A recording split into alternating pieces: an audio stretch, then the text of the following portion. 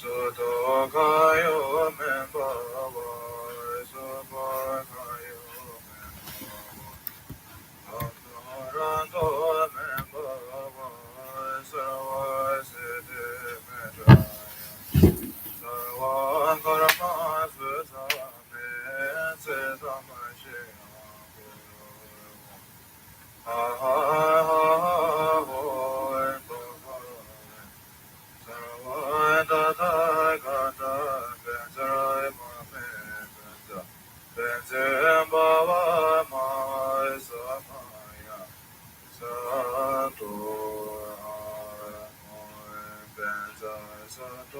Samaya manopalaya Benza sado deno Jindra jendo membhava Sūtokāyo membhava Sūpakāyo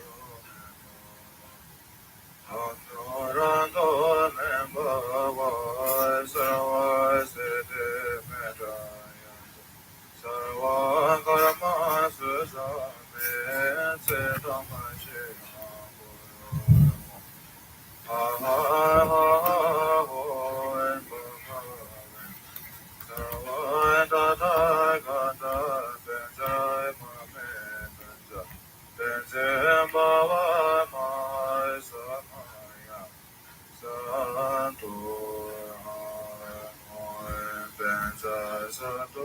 Samaya manopalaya Benza sado deno Jindra jendo membhava Sūtokāyo membhava Sūpakāyo membhava Anuranto membhava Sarvasiddhi medaya Sarvam karma sutame Siddhamashya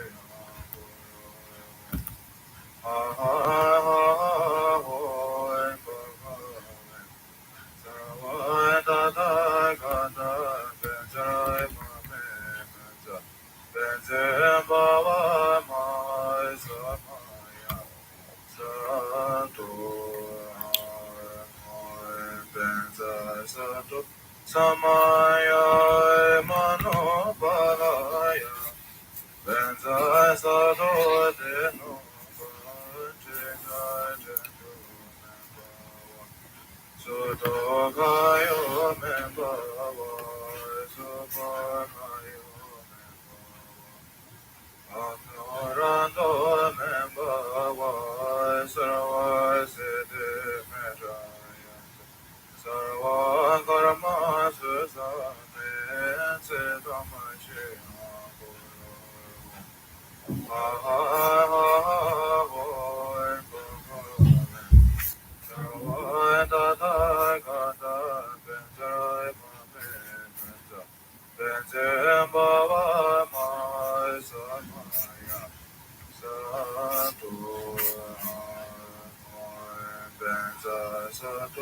Samaya manopalaya Benza sado deno Jindra jendo membhava Sūtokāyo membhava Sūpakāyo Anuranto membhava Sarvasiddhi medaya Sarvam karma sutame Siddhamashya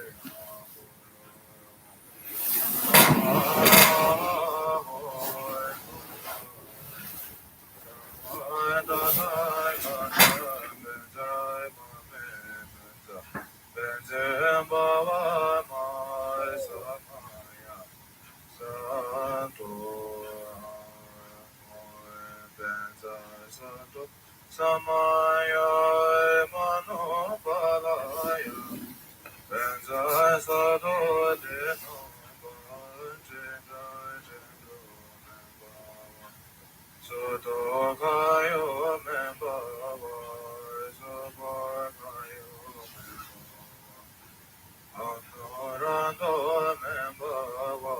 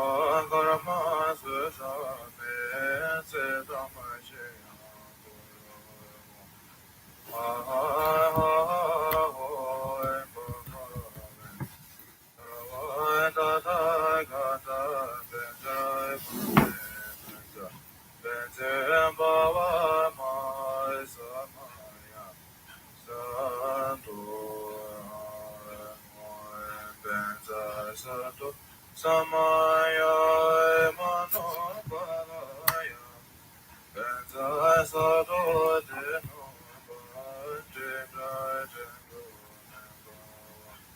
soto kayo membawa soto kayo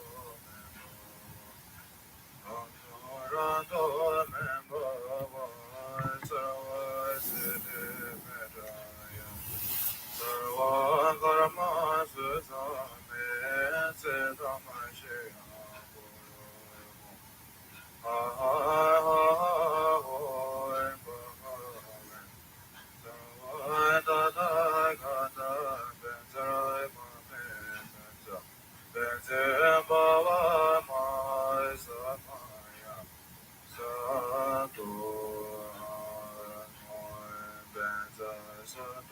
samaya mano balaya benza sado de no jena jendo soto kayo membawa soto kayo anorando membawa sarvasiti medaya sarva karma susame sedamashya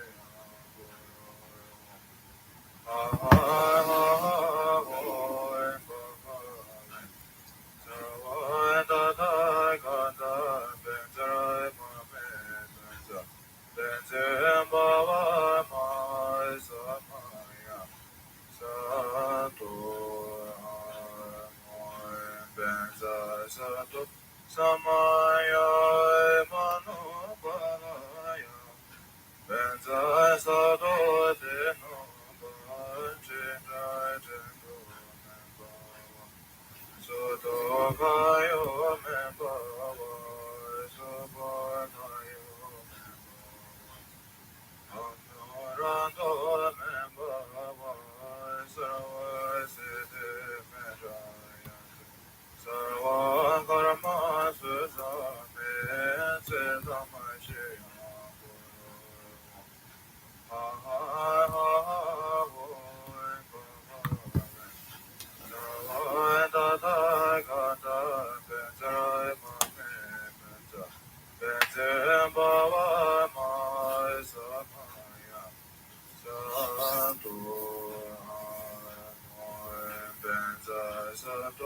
samaya mano balaya benza sado de no jena jendo soto kayo membawa soto kayo anorando membawa sarvasiti medaya sarva karma susame sedamashya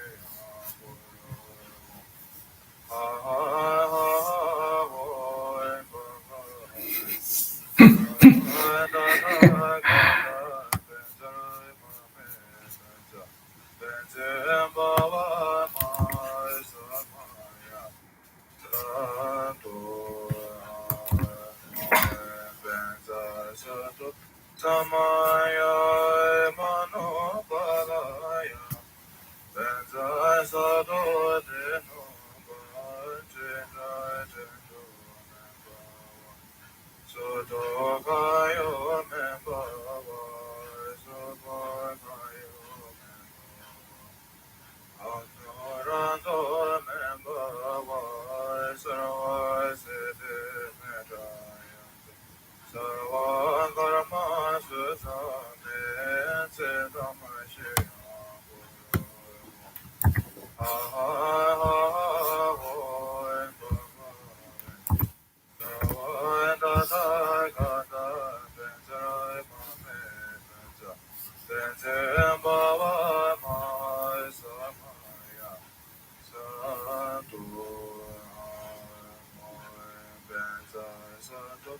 samaya mano balaya benza sado de no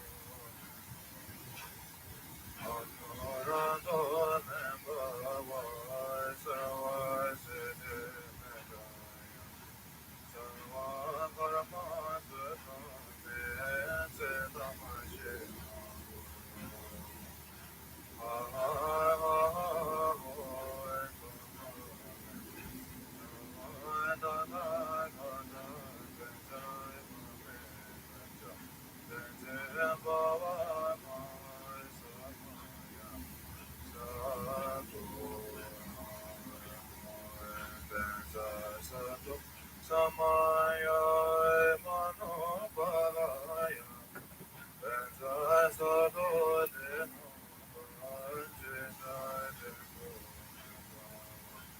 soto kayo me baba Atorando me baba sarva siddhi me daya sarva karma susame se tamashi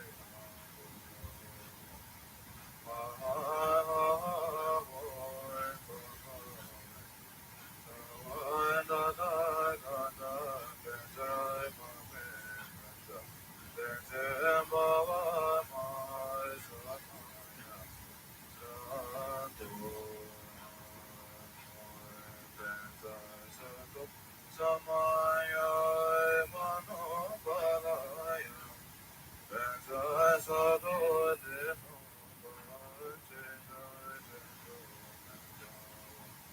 soto kayo me baba Atorando me baba sarva siddhi me daya sarva karma susame se tamashi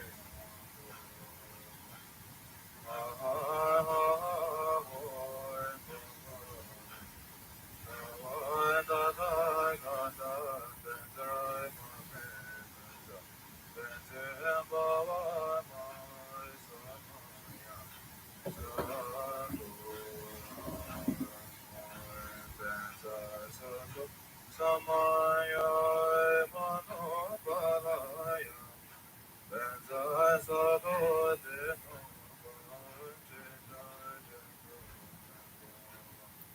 soto kayo me baba Atorando me baba sarva siddhi me daya sarva karma susame se tamashi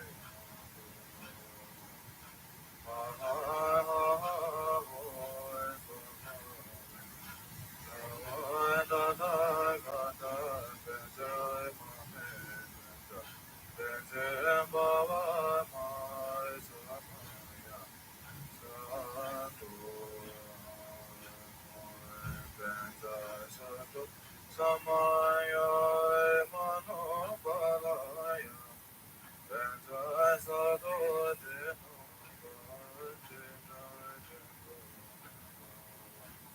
soto kayo me baba Atorando me baba sarva siddhi me daya sarva karma susame se tamashi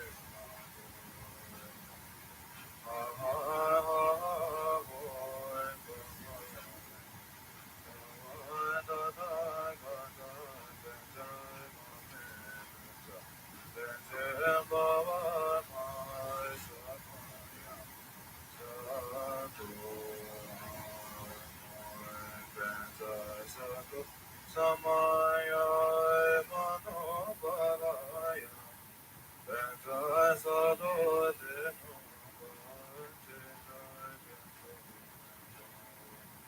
soto kayo me baba Atorando me baba sarva siddhi me daya sarva karma susame se tamashi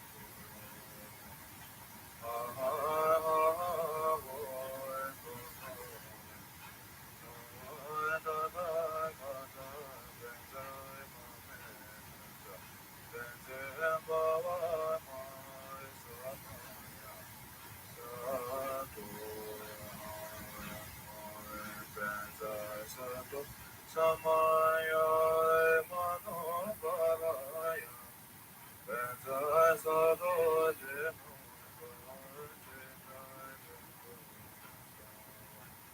Sotokayo meko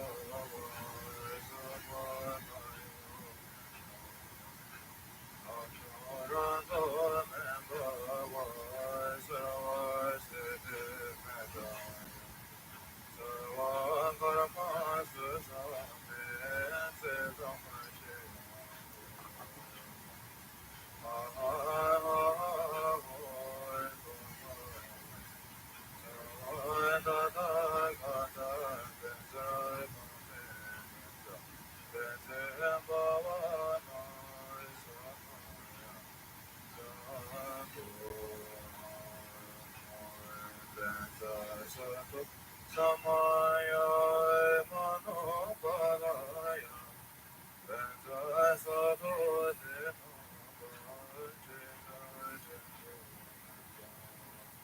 Sotokayo meko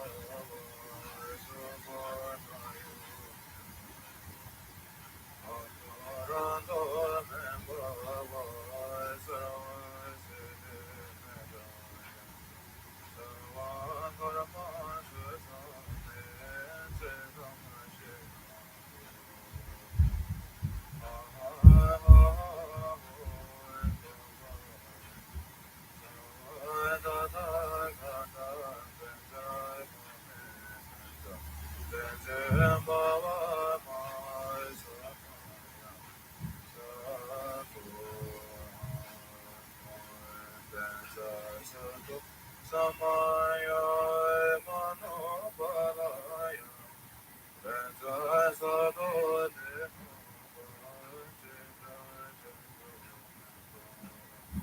Sotokayo meko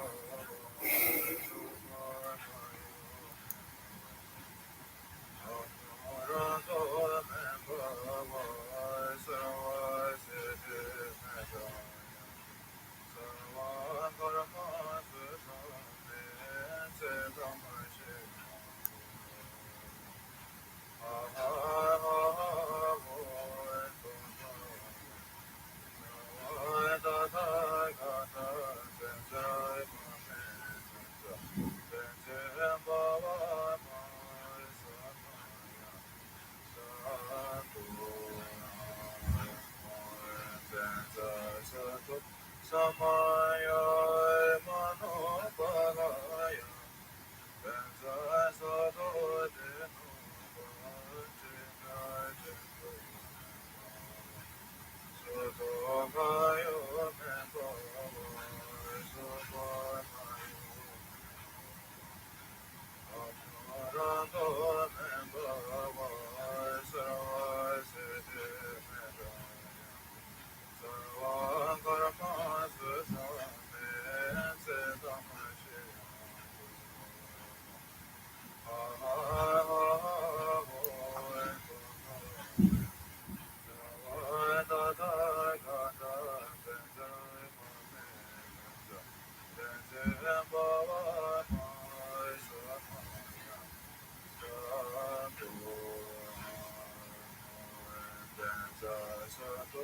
Samaya manoparaya benza sadoje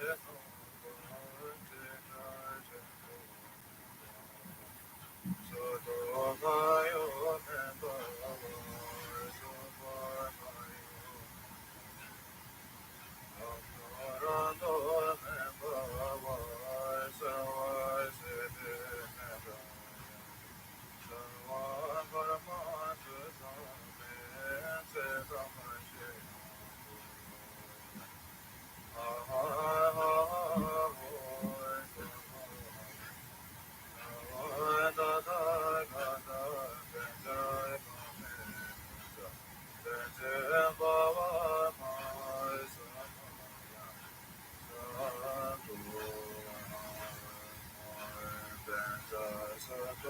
Samaya manoparaya benza sadoje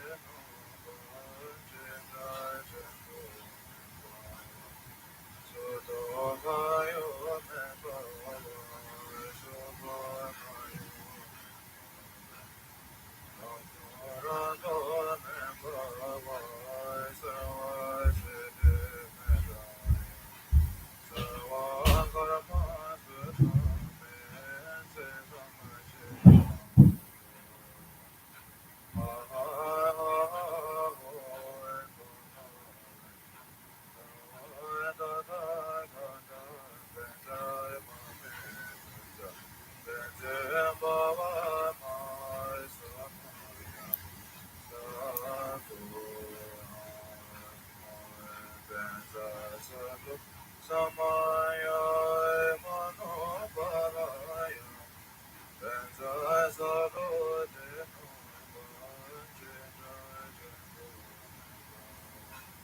Sotokayo Nebhava Subhanayo Aksharato Nebhava Sarvasiddhi Medaya Sarva Karmasu Same Sedamashaya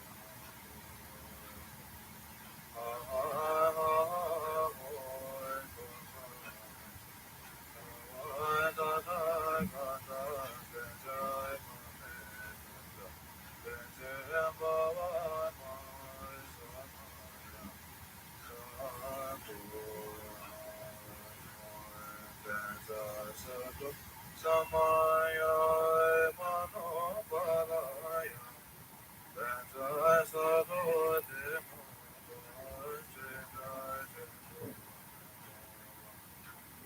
Sotokayo Nebhava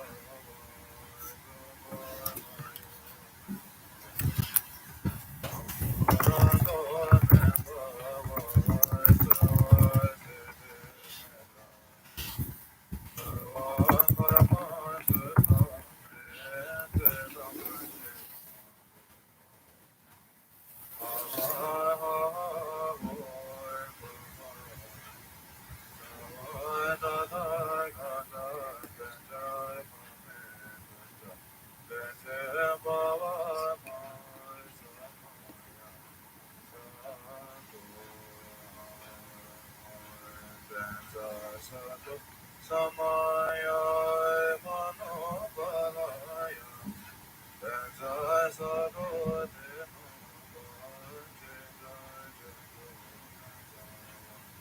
Sotokayo Nebhava Subhanayo Aksharato Nebhava Sarvasiddhi Medaya Sarva Karmasu Same Sedamashaya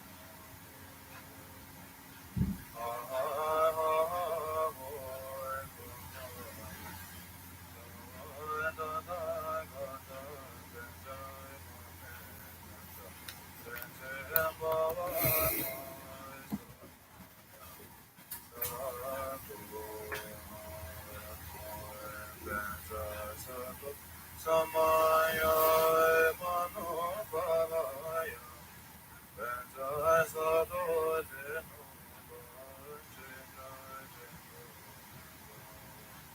Sotokayo Nebhava Subhanayo Aksharato Nebhava Sarvasiddhi Medaya Sarva Karmasu Same Sedamashaya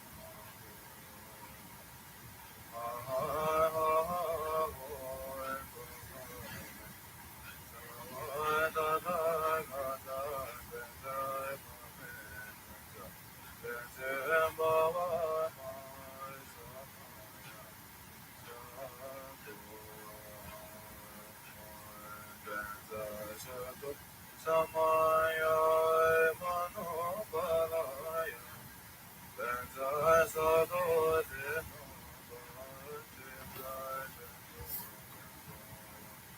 Sotokayo Nebhava Subhanayo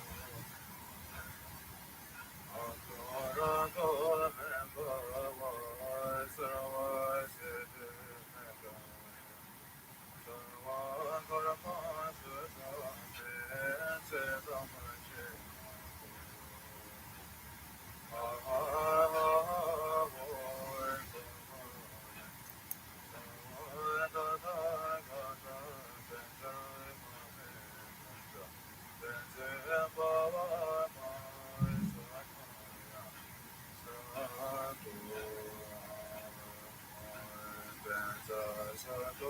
Samaya manoparaya benza sado de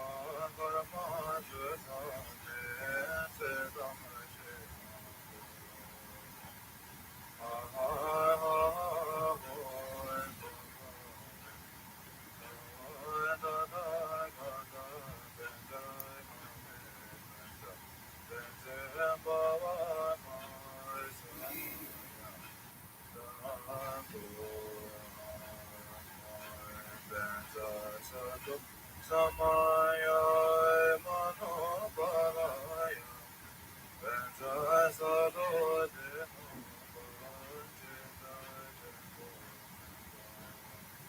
Sudokaya Nembava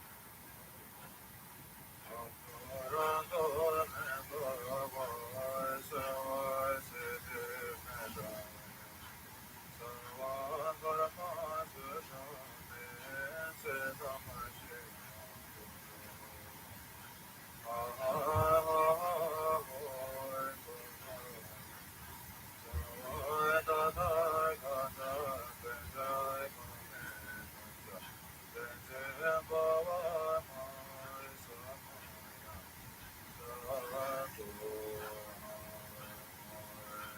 Savasiti Medaya Samaya Manopalaya Benjaya Sadu Dinu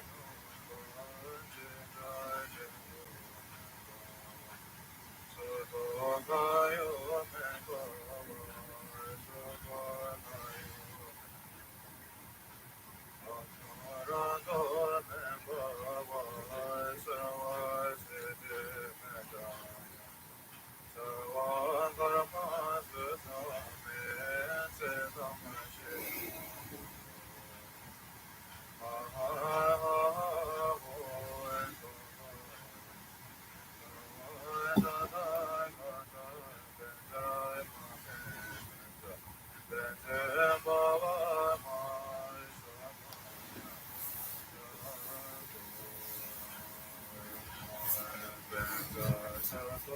Samaya Manopalaya Benjaya Sadu Dinu Good morning. So today maybe I talk about a little bit about the Nāgārjuna. So I have the link of Wikipedia. Nāgārjuna influenced my realization a lot. Nāgārjuna is the second Buddha, and the founder of like Tibetan Buddhism in China or in Tibet. We respect him as the second Buddha from different lineages or by different lineages and schools. So it's like most profound thinker or philosopher in Buddhism and a realizer, awakened one. And especially when you go deep and deep and deep into the spirituality, when you get close to infinity, you need map. We need map. And that map, a spiritual map, helps us to understand, and we can meditate on that understanding. And it's a right understanding. In Buddhism, we say 正见. A right view or right understanding is very essential in your spiritual awakening. It's like guidance. It's like light in the darkness. It's like Jesus' light in the darkness. A light in the darkness is so important. It's like your only hope.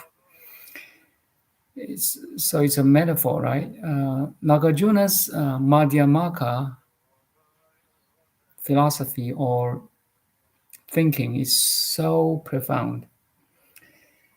The middle way, it's really, the Madhyamaka philosophy really helped me when I get close, when you get close, when anyone who in the path of awakening like get close to the destination. It's like you zoom in, zoom in, zoom in, zoom in. That thing becomes bigger and bigger, bigger, bigger. You realize, oh, there's so many ways to get here. Like each road leads to Rome. Imagine you are 10 miles away from Rome, but now you have a goal. And every day you walk a little bit, or drive a little bit, or fly a little bit, get closer to the Rome. And if you like stand 1 kilometer away from Rome is big cities. So it's like zoom in, zoom in, zoom in, and you find, wow, actually Rome is full of so many things. Is containing infinite informations. So there, when you get closer to the final destination or ultimate truth, you you may think, oh, okay, how about others? How about the pioneers who reside already in the Rome?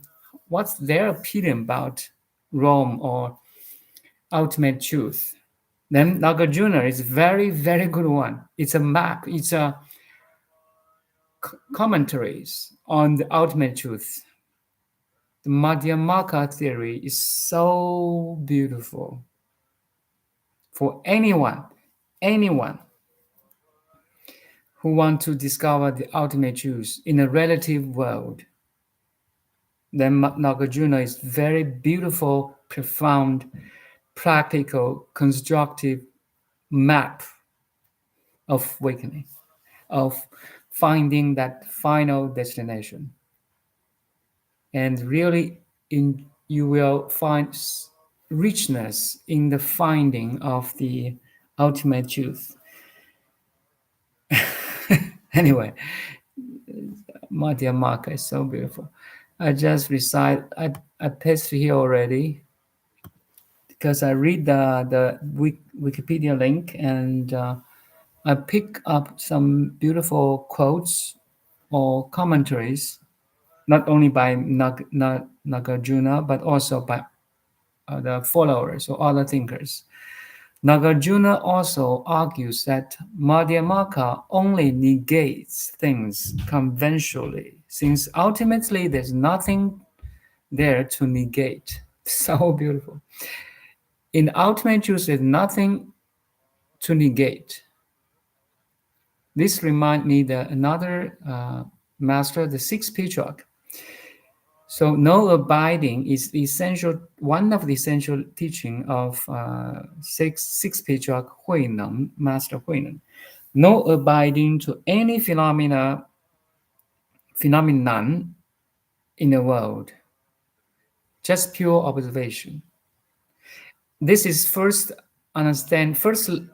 level of understanding of no abiding. You not abiding to any objects or contents of the awareness. That's the first level. Second level, deeper. There's nothing to abide.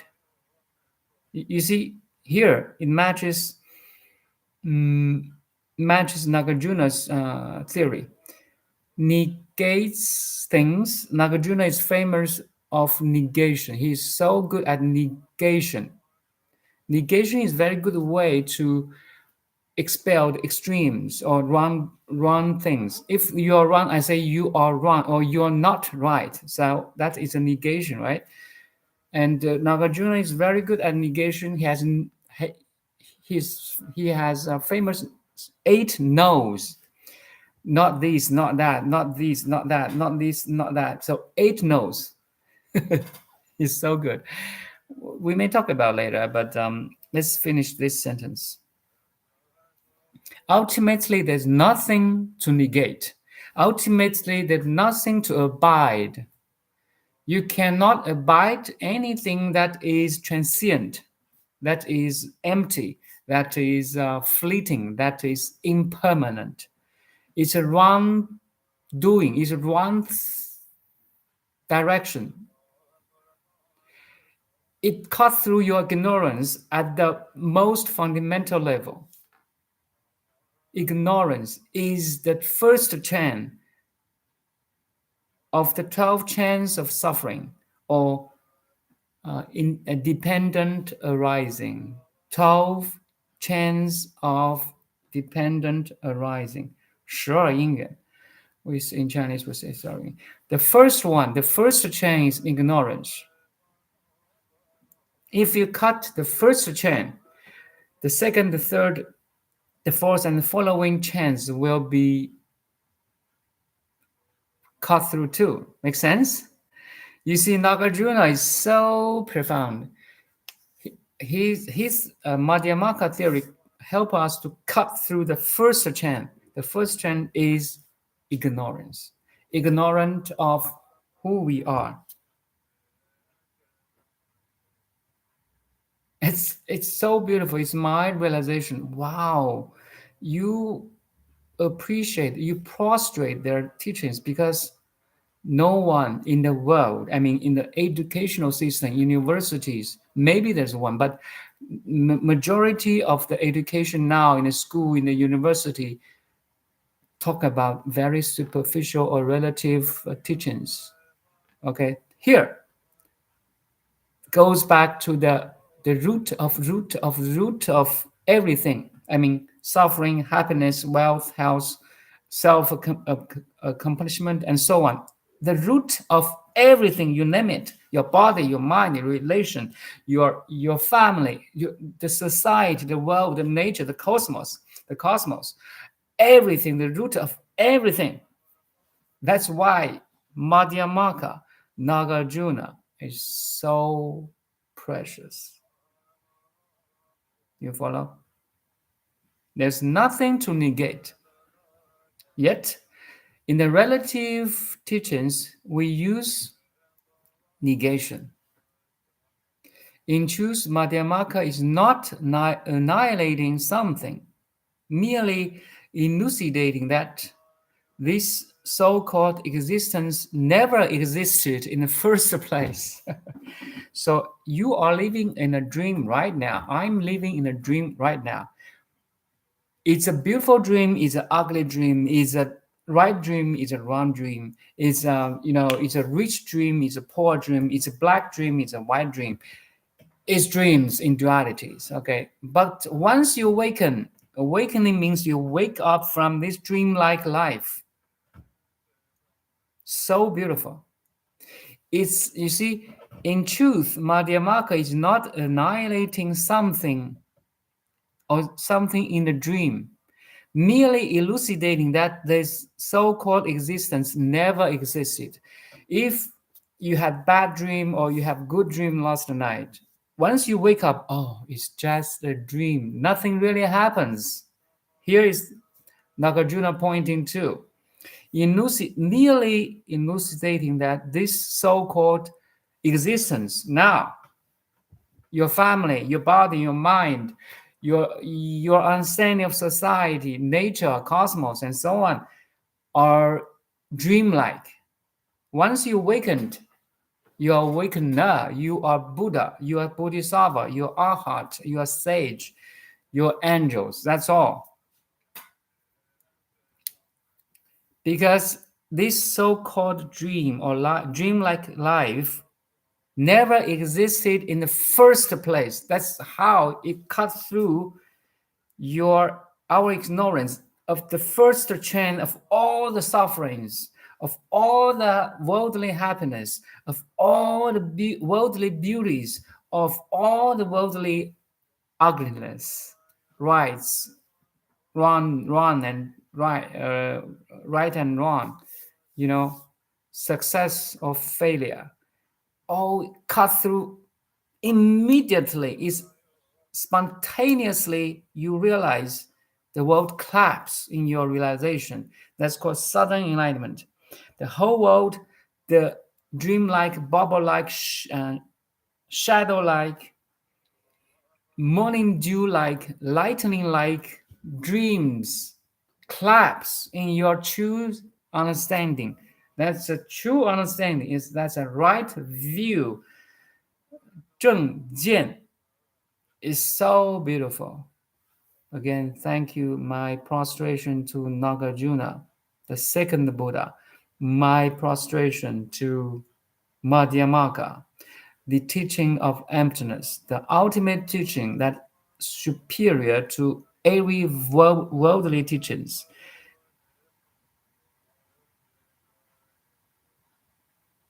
I'm very good at acupuncture, okay, or relatively good. But acupuncture never teach me this kind of thing. I may treat patient physically, emotionally, energetically. But I can never treat people spiritually in this high level. And I was treated by Nāgārjuna already. I feel so grateful, so grateful for Buddha's teaching. You may be good at piano or music or literature, or you're a doctor or you're a professor. You may be very good at something. Everyone is good at something, or sports, or how to say, poetry or music or arts or science or math or physics, right? Everyone is good at one thing, but that goodness or professional is very relative, or in other words, very finite. Only this understanding will awaken you, will open you up. It has opened me up already, opened my mind, opened my heart, really become free of anything. Because everything you can see now in the world, an image and sound and situation and memory, a phenomenon, an event, are all relatives. Trust me, my dear Dharma friend. Since you are here, since you are having a little bit interest of awakening, then I will use this time, use your interest to awaken you if I could. This teaching is so profound. Only this is ultimate teaching, and there's no confliction between the absolute and the relatives. Okay, there's no conflict at all. It is on the absolute understanding of Madhyamaka or emptiness only deepens you, widen your understanding of any of relatives. It deepens your understanding in your profession, your job, in your relation, in your emotion, in your body and mind, and the total picture or specific picture or details of any understanding. You see, that's the beauty of Buddha's teaching. It's universal, yet can zoom in into any details of the total picture. It's like you can study the whole forest. You can make an abstraction from that studying of the whole forest. Yet, with that whole total understanding, you can zoom in into every tree and every branches, every leaves, every vessels of leaves. It's a holistic, holographic approach to everything, every no thing. So beautiful. It only deepens you, widens you, uplifting you. Yet you're so grounded in the root of everything.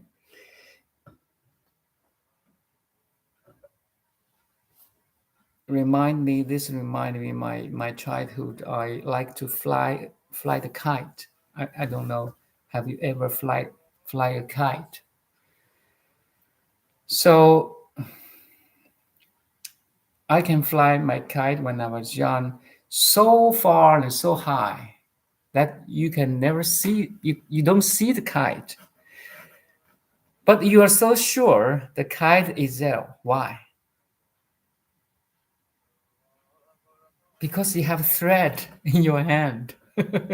You see the thread going up, up, up, up. You cannot see the kite, but the thread is in your hand. You're so sure. You're so confident. The kite is there. Imagine you. So in this metaphor, the kite is your mind, is your investigative awareness that can penetrate, can understand any phenomena world. In your profession, you understand maybe medicine, maybe art, maybe music, maybe science, you name it. You understand in a very good way. You're much better than me because I know nothing about you. I'm good at acupuncture, maybe some cooking too. Okay, that's different story. Everyone is good at something relatively, and that knowledge is like a kite in the sky.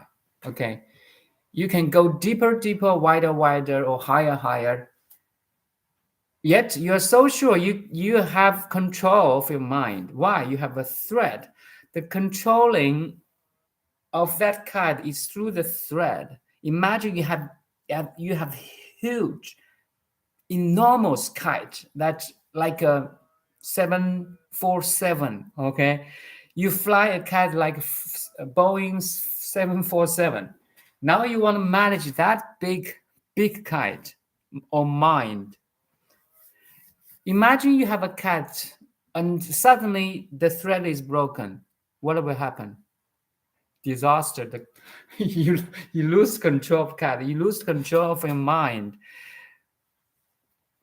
And it's very dangerous. If you lose control of the mind, it will hurt you. It will hurt not only you, it will hurt your family. It will feel you hurt your career, your job, everything. Our mind is a double-bladed knife. You better manage it. You better control it. Mind here has a broader meaning, includes your emotions too.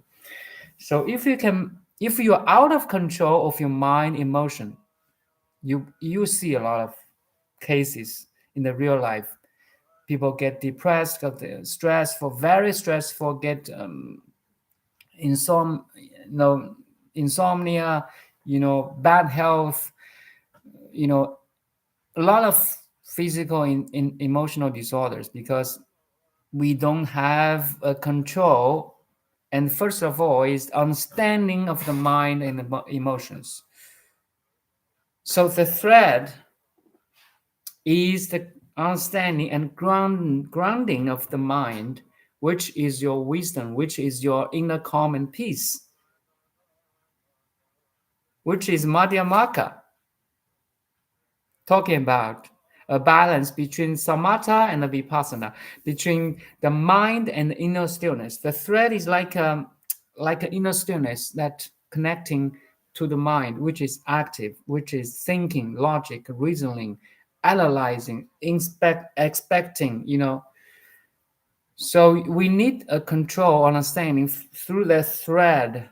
Imagine, again, back to the Boeing 747, of even now we have a 757, 767. I don't know. The capacity of a personnel in that cabinet of Boeing is like more than 1,000. Anyway, imagine your flight, like Superman flying a kite of Boeing 767.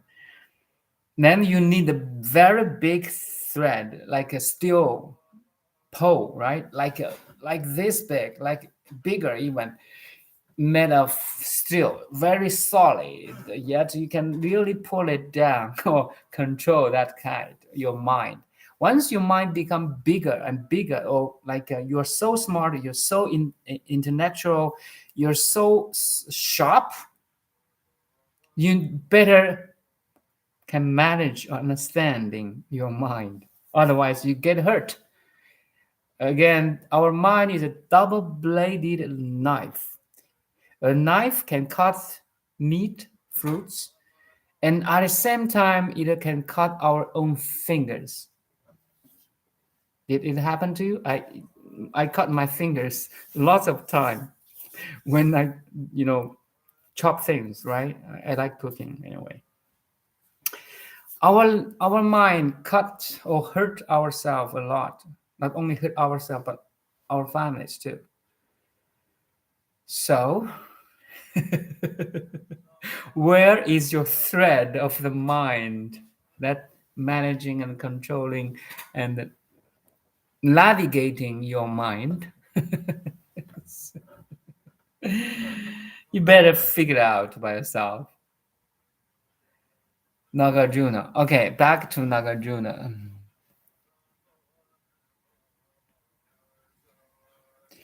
In truth, the Madhyamaka is not annihilating something, merely elucidating that this so-called existence never existed in the first place. This reminded me by the teachings by another masters or patriarch. 大作空中佛事. So I'm teaching here. I'm sharing my experience or knowledge or understanding here, and you are listening, and all this is in dreams.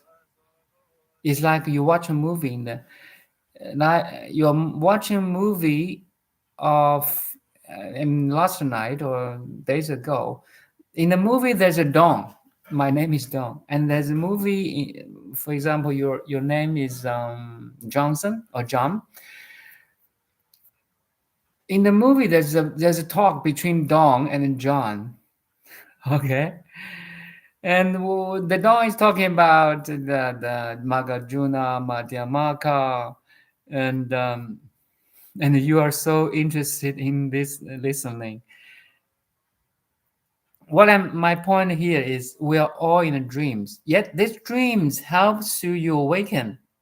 It's not meaningless. It's meaningful. Yet it's meaningful in a relative sense. Once you waking up, you will know what I'm talking about here. I'm using this dream to wake you up. I'm the Neo in the Matrix. I talk to you. I think there's a different like characters in the Matrix, right? The girlfriend of the Neo. I don't know. It's anyway. There's different characters. Now I'm the Neo. You're the other character in the Matrix. I'm talking about. Oh, we can get out of this Matrix, by taking a pill, red pill, blue pill. It's all your choices. Then the pill is wisdom. The pill is like the Nāgārjuna's teaching here. Madhyamaka, emptiness, middle way. And I'm teaching you that so-called this dreamlike life never exists in the first place. In the comparison with the awakening, that if we can only use metaphor here, okay? Another metaphor will be like a mirror and its reflections. All the reflection in the mirror is unreal or real in a relative way. Now you're in my image, my sound, your body sensation, your understanding are all reflections in your four-dimensional awareness. Your awareness is like four-dimensional mirror, a four-dimensional conscious mirror, and one of image in your four-dimensional conscious mirror. My image, my reflection in your conscious mirror exists only relatively. Fundamentally, I'm unreal. Oh, so funny. But once you understand your true self, you understand my true self. My true existence is formless Tathagata. Tathagata, yes. You understand Buddha's three bodies or Dhammakayas. Dhammakaya is the formless body which presented as Shakyamuni or as his teachings. So the Nirmanakaya and the Sambhogakaya. Body and mind is two realms or bodies, and behind this body mind there is a Dhammakaya, formless field, which supporting and give rise to this body and mind. So back to this metaphor of a mirror and reflections. The mirror is the Dhammakaya in this context, okay? And the reflections are Nirmanakaya and Sambhogakaya. The body-mind is like reflections in the ultimate truth, which is mirror itself. You got it, my dear Dharma friend?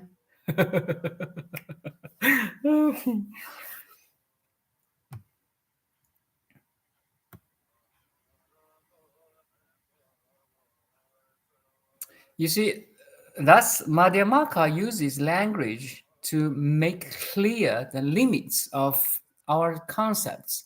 Ultimately, reality cannot be depicted by concepts. A concept of an apple is not an apple, is not real apple. Make sense?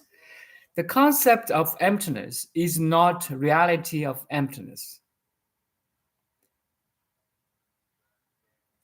You may understand or you may read a lot of words about awakening, about enlightenment, but that may be just a word. You have to actualize that understanding. So here is a negation of concepts. You have to be here now to see the emptiness, to realize the emptiness. So Nagarjuna again make clear or negate the limits of the concepts. And ultimately, reality cannot be depicted. Can you draw a picture of emptiness? No way. Can you draw a picture that is ever changing? No way. Crazy. If you're good at art, if you like paintings, at the right canvas, before you start the first stroke or first line or dot on a complete white canvas, the white canvas contains infinite possibilities. Make sense? Imagine there were 100 well-known painters, artists. They are organized by an organization to draw a picture. The title of that drawing, to ask the 100 artists to draw, is life. Okay? Everyone have a huge panel of canvas, or like 10 by 10 meters. Okay? They can draw on that huge canvas, 10 by 10 meters, 100 well-known artists. Do you think their painting will be the same? No way. Everyone has different understanding of life.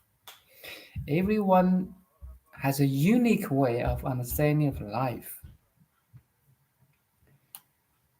And not only that, before one of the 100 painters start to paint or draw, before the first touch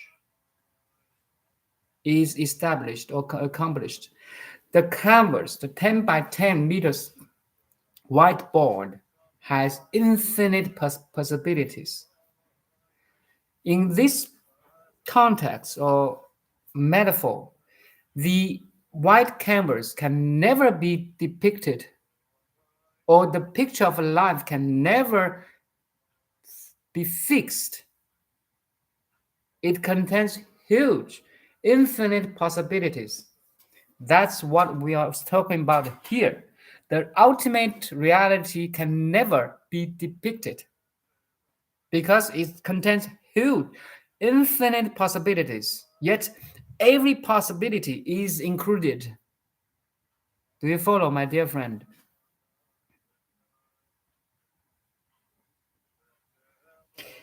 The ultimate reality itself is infinite, yet every finite body-mind, every finite experience of life, every finite life, not only human life, but all the animals, all the pets, all the forefathers, all the ancestors, all the living beings that has a sense of experience or I are all included, including Einstein, including Hitler, including Aristotle, including anyone you dislike and you like, okay, are all included in this infinity. Can you imagine that? And you are so lucky. You are so, once you awaken, you can draw any picture of life as you want. And once you put down your pencil or brush of any color, you are free from that picture or depicting or depiction or drawing. Do you feel it, my dear friend? Wow! No matter what words I'm using it, I'm trying to depicting an ultimate truth for you, yet you are free from this dialogue or picture. Wow, so beautiful.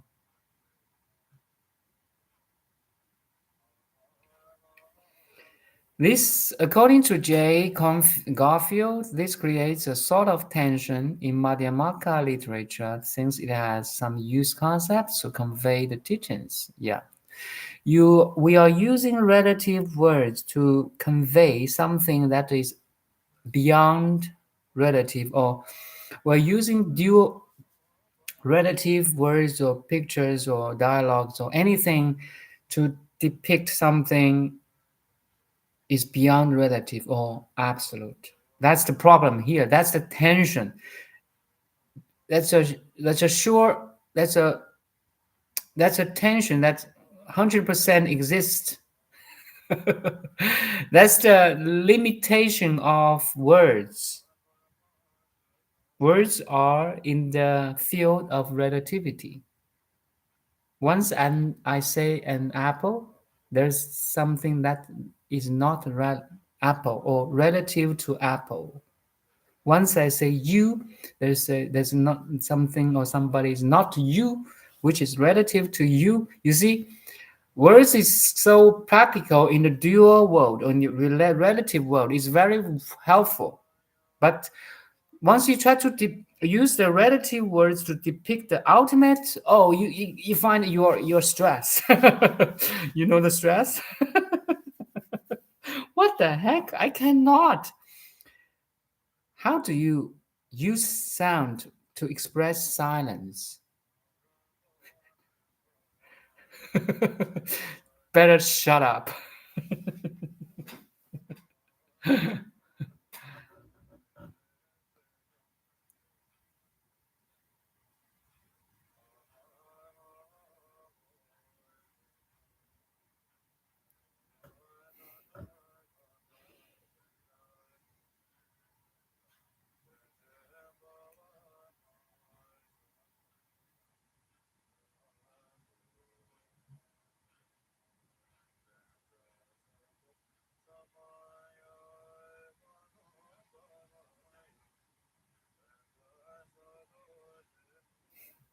Okay, I'm gonna finish this.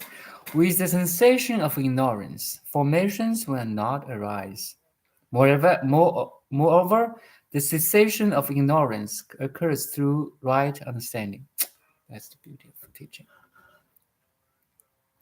So, where there is ignorance, there is antidote of ignorance, which is wisdom. Well, where there is ignorance, there is wisdom to counteract. In the same time, once the ignorance ceases, then suffering ceases too. You see that beauty? Very logic, reasoning mind of Nāgārjuna. Through the cessation of this and that will not come about. The entire mass of suffering thereby completely ceases. That's the beauty of wisdom. That's the that's the precious value of wisdom. It cuts through completely the suffering by cutting through the ignorance, the first chain of the sufferings, which contains 12 chains. Maybe next time I will talk about this 12 chains of dependent arising.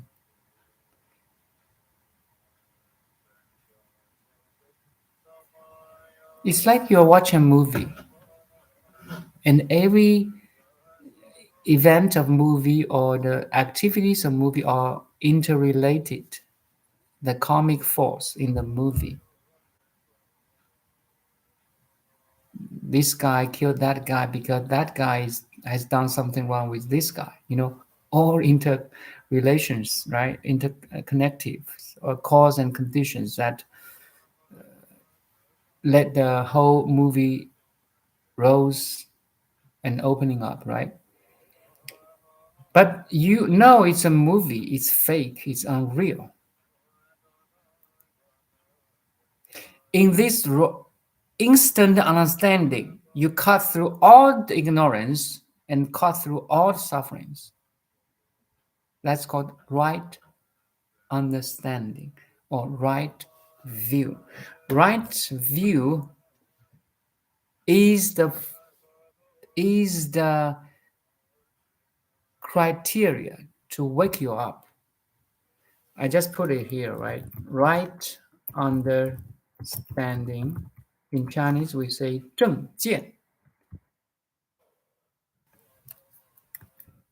All the Buddha's teaching is leading us, or is trying to lead us to this right understanding, to cut through the ignorance and ending the suffering by right understanding. So I just finished this here. I put Chinese right here.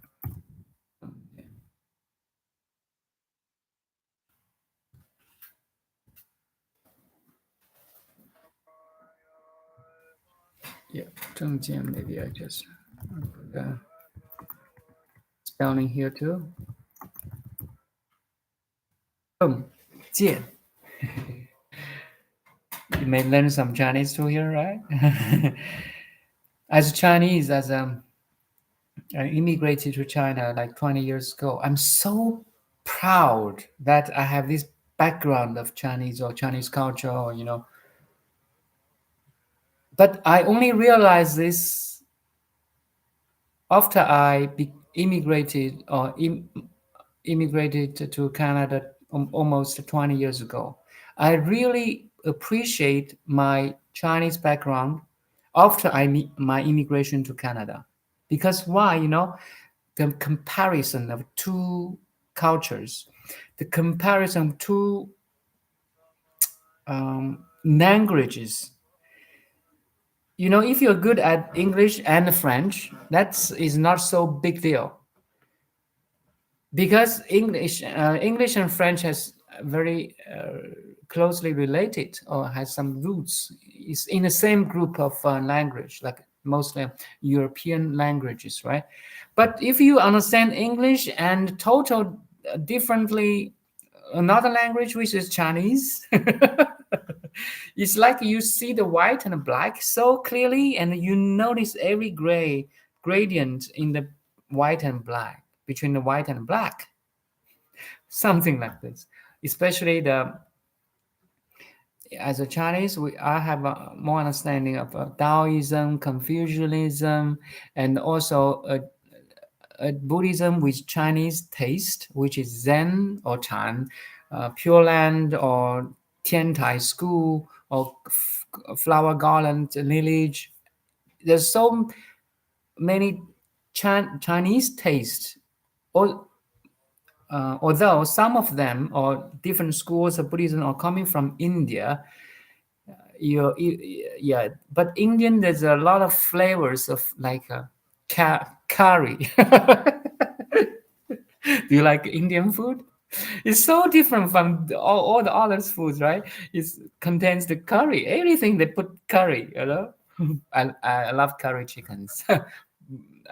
We may go to Indian restaurant today to try it again. The authentic Indian taste of curry chicken with butter, which is so nice. Anyway, what I'm going to say is that the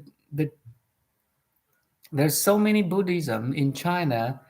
They have the authentic teaching from Buddha, yet with so authentic, beautiful Chinese taste, spicy or non-spicy or sweet or non-sweet. Anyway, even in China, we have so many different foods styles, different locations.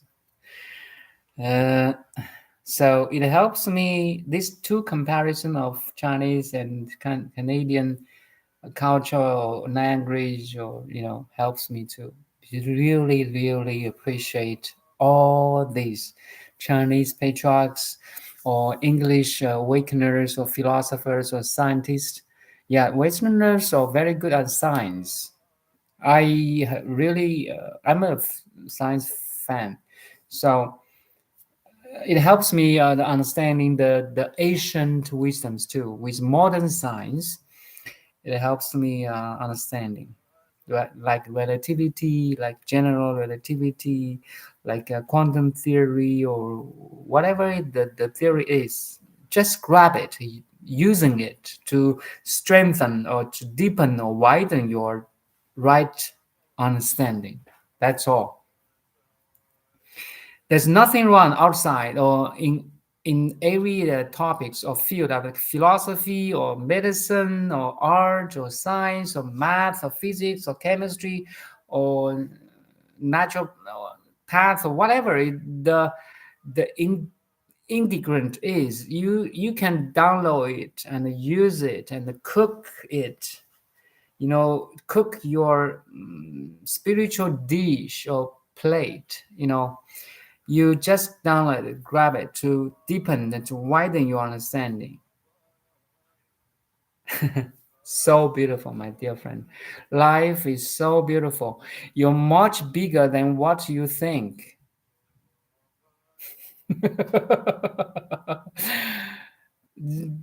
We just only need to open our mind and heart. Open it completely. Open the doors, open the windows, open all the windows and doors, and let fresh air come in. It's early summer. Let the beautiful sunlight shine into your, I'm not called dark room or whatever. I mean, you know what I'm saying. Let the light come in, shine. Let the Jesus light, let God's light shine over your inner room of heart and mind. Open it completely, not just one gap, okay? not not just one hole. Open it completely. And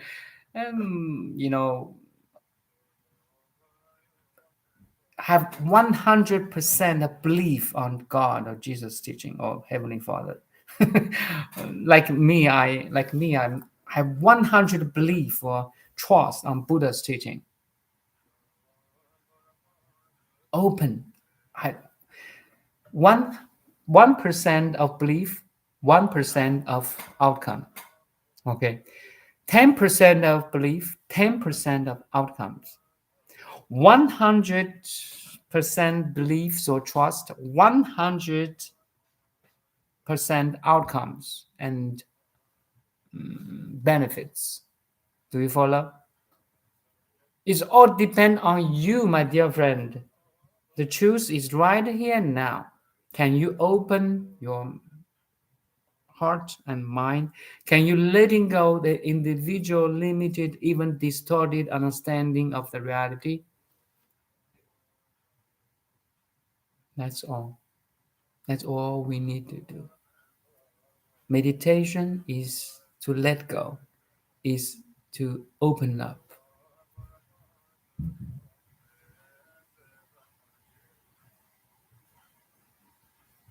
Okay, if no question, I think that's all for the day. My gratitude to God, to Buddha, to Jesus, to all the masters, patriarchs, sages, who has so much compassion and love and the wisdoms to waken us. I see you.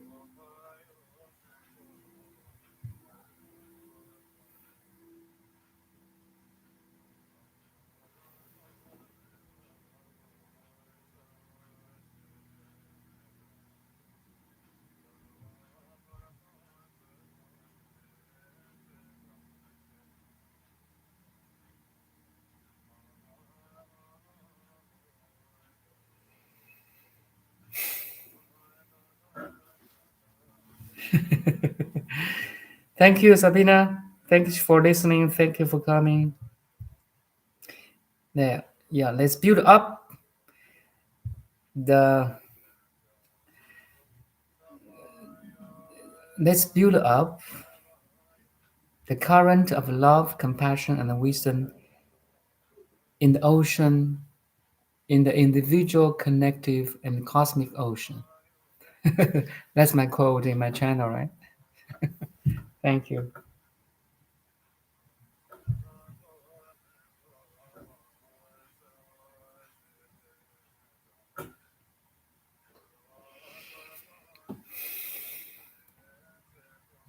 Bye now.